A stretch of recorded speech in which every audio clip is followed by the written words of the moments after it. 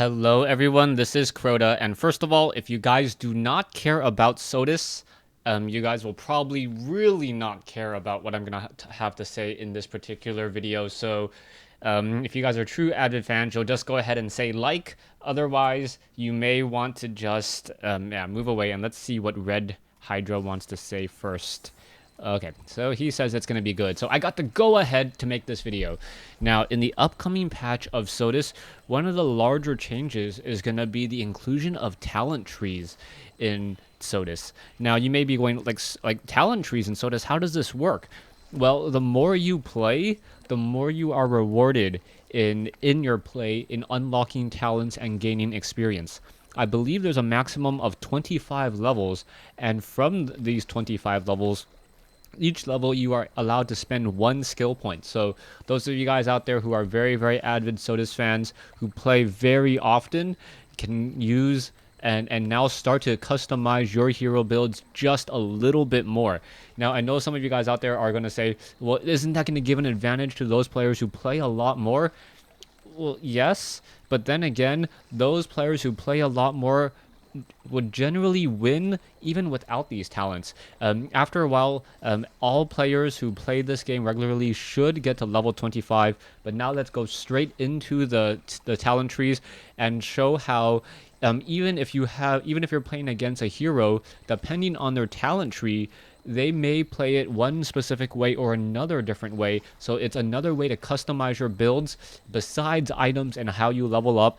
It should make for a lot of interesting gameplay. One of the difficult things on my end will be to figure out what talents certain people and certain heroes have and certain players have, but that's more from a commentating point of view.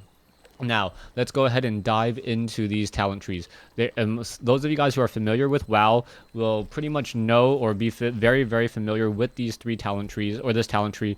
The talent tree essentially says this. You have three trees: offense, defense, and utility. Offense is obviously for offense, defense, and boost your defense abilities, and utilities are just those general, very, very cool things to have. Now, in order to use your talent tree, you have to spend your talent points before you choose your hero. So at the start of the game, during the next patch, hit F10 and then build your talent tree. My suggestion to you, choose the hero that you plan on using first. Don't hit the choose hero button down here and then start building your talent tree. This game starts in 86 seconds, tends to come across you very, very quickly, and then all of a sudden you may be playing a hero that you're not very familiar with. Let's go ahead and dive into the offensive talent tree. Now, in order to get to any additional level, there is a prerequisite. You'll see here the requirement for Madness is 8 points in offense. So that means that you have to have additional points in offense. For this one, Sharpened Steel, in addition to having 8 points in offense, you have to have Deadly Aim fully buffed. So you can go ahead and take a look at that. What I'm going to do is just read these abilities for you guys, so those of you guys who don't have the beta can start to theorize and figure out what talent trees and how you want to build your talent trees. Normally it only takes 4 to jump into each, and then I believe this one is only 12, so you can actually skip this one here. Anyways, let's go ahead and dive right in. Mental Focus gives you additional spell damage. Hunter's Edge gives you more damage to the non-hero units, meaning that you can creep faster. Very, very good for carries. Critical Chance, Deadly Aim means that you have a chance to do critical damage. I believe it's essentially like Double Strike, where you double your damage as well. Instinct allows you to increase your time scale. Malice your critical strikes also reduces your opponent's armors, which is very, very important as well. Madness, Malice, one of those abilities, very, very strong in the early game. In the later game, probably not as strong. Madness, you gain a 3% weapon damage for 5 seconds after you use an ability. So anytime you use a skill shot or any other ability, you get an additional 3% bonus in damage. Sharpened Steel, you also get an additional more critical strike damage. So this one increases your critical strike chance. This actually increases your critical strike damage. Finally, there are also passive abilities that are on 5-minute cooldowns. This is what I call the after you invest very heavily into a particular tree, you are rewarded with a very cool ability. This one reduces a target's spell damage, weapon damage, and movement speed by 50%. So it's essentially essentially a giant like Nerf bomb that you can drop on someone for 5 seconds, and you can follow it up and hit them to death very, very easily. Or you can use it as an escape, since it does also reduce their movement speed. Now, this one might increase his weapon damage. This one, plus 1% time. I'm not sure if that's different time versus time scale. I'll actually have to ask Echo and Brax what the official difference is on time. But perhaps just time passes by faster for you and on all things. So maybe it increases your weapon speed damage as well. You also have your attacks have a 7% chance to reduce target's movement speed. So it's disorienting blow or just being able to gimp a target if they're trying to run away. Very, very nice if you have fast attack speed. And then a sprint allows you to attack faster, attack harder, move faster, and also chase down your unit. So a very nice unit, a nice ability for, say, LZ if you want to chase down your heroes and your overdrive or your blink is on cooldown. Now, moving straight over to the defensive side, the defensive side is exactly what you would think it is. It's all these defensive abilities. So it gives you additional spell resistance, or perhaps some evasion ability, which is very nice. Or you can get additional health regeneration or armor.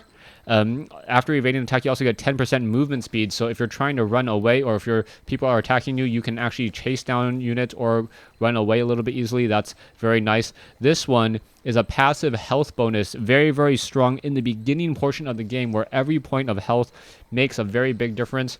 Later on, when heroes start to have 3,000, 4,000 health, a buff of 75, not going to help that much. But say you're an intellect hero, say you play Jackson, and during the early portion of the game, you have about 550 hit points at the very start.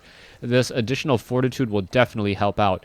And now, impunity is almost like Guardian Shield, all incoming damage reduced by 2.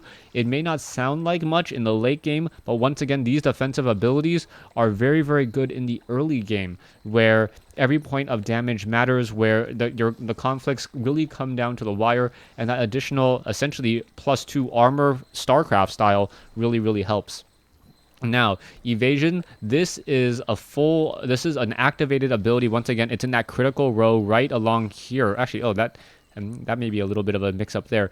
But yeah, critical right here, where you can initiate it, and then you have 50% evasion for 8 seconds, meaning it becomes very, very difficult for heroes to attack you. Perhaps you want to use it when, say, a shadowed performs its shadow walk. You have a 50% chance to evade, making it so that they reduce the amount of damage. Now, here you also get a little bit of more damage bonus, where your weapon speed and your spell damage is increased. Over here, damage resistance, just flat out damage resistance.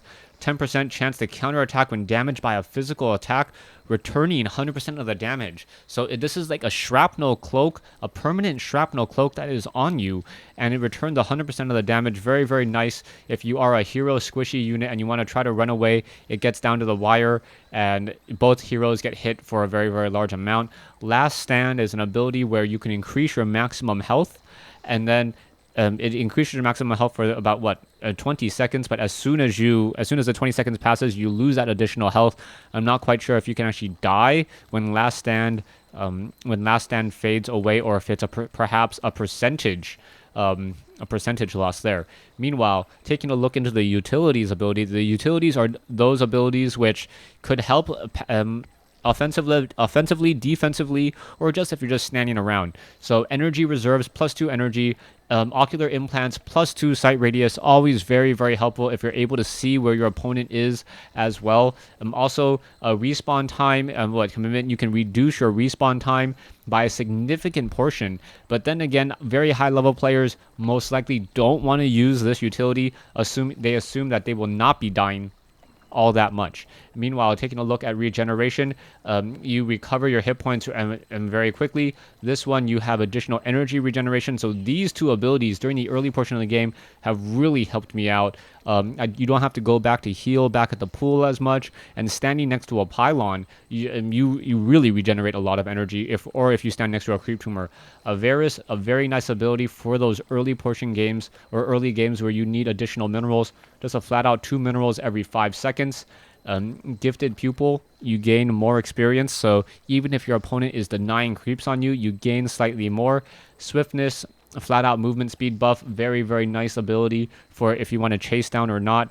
Prodigy gives you time scale. Flash gives you the ability to teleport, so it gives you just basically not a chrono dagger, a warp shard, and it is not based upon if you're in combat or not. So very, very nice defensive ability here on the utility side. Brain Surgeon, after you use an ability, you get a time scale. So when you need time scale the most to reduce your cooldowns, that is when it comes into effect. You also have Savvy. It gives you the ability to regenerate 10% health and energy anytime you get a hero kill or hero assist. Very, very nice during those team engagements where all of a sudden you get more hit points coming back to you just for getting a kill, and it looks like you're weak, but every kill you get, you regenerate 20%, 20%, 20%, and then eventually you're left standing alone, looking very, very strong.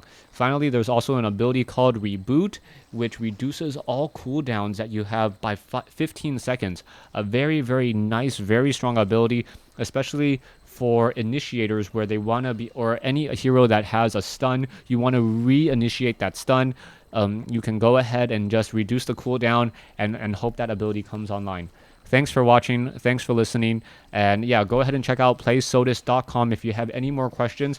I will also be creating some information on a new hero coming in the next patch. And I think you guys will be pleasantly surprised. I'll go ahead and talk about him. And I also got a couple replays from the in-house team showcasing this new hero. Thanks for watching. Thanks for listening.